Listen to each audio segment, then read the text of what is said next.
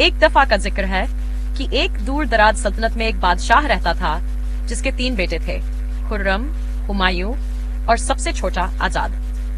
خرم اور ہمایوں اپنے چھوٹے بھائی سے سخت حسد کرتے تھے کیونکہ وہ نہ صرف بے حد خوبصورت تھا بلکہ رعایا میں بھی بے حد مقبول تھا۔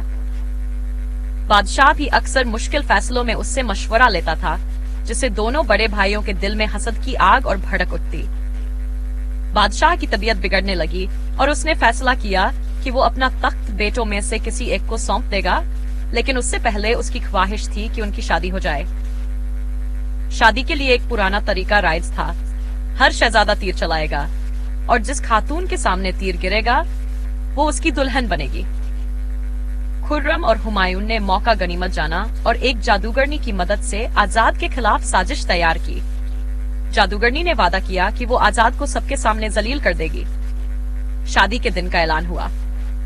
پورے ملک میں جشن کا سماں تھا۔ شہزادوں نے باری باری تیر چلائے۔ خرم اور ہمایوں کے تیر ان کی پسندیدہ دلہنوں کے سامنے جا گرے، لیکن جیسے ہی آزاد نے تیر چلایا، جادوگرنی کے جادو کے سبب تیر ہوا میں گھومتا ہوا دور جنگل میں جا گرا۔ لوگ ہنسنے لگے اور اس کی بے عزتی کی گئی۔ آزاد کا دل ٹوٹ گیا اور اس نے تنہائی اختیار کر لی۔ دن رات گزرتے گئے اور آزاد لوگوں کے تانوں اور طنز کا نشانہ بنتا رہا۔ ایک دن اداسی کے عالم میں جنگل میں گھومتے ہوئے اس نے ایک خوبصورت تتلی دیکھی جو اس کے آس پاس منڈرا رہی تھی۔ آزاد نے اسے پکڑنے کی کوشش کی لیکن وہ اس کے کندھے پر آ کر بیٹھ گئی۔ یہ منظر دیکھ کر اس کے چہرے پر مسکراہٹ آ گئی۔ دن گزرتے گئے اور تتلی اس کی تنہائی کی ساتھی بن گئی۔ ایک رات محل میں ایک بڑی محفل کا اہتمام کیا گیا۔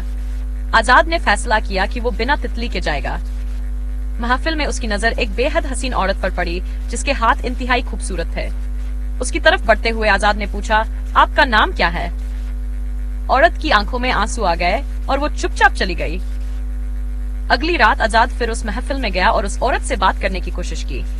آخرکار وہ بولی، کیا تم نے پہچانا نہیں؟ میں ہی وہ تتلی ہوں۔ آزاد حیران رہ گیا۔ اس نے بتایا کہ وہ ایک جادو کے زیر اثر قید تھی جو اس کے بھائیوں کی سازش تھی تاکہ اسے ذلیل کیا جا سکے۔ آزاد کو اپنی غلطی اور بھائیوں کی چال کا احساس ہوا۔ اس نے شرمندگی سے معافی مانگی۔ اس کی سچی محبت اور ندامت نے جادو کو توڑ دیا اور وہ تتلی ہمیشہ کے لیے انسان بن گئی۔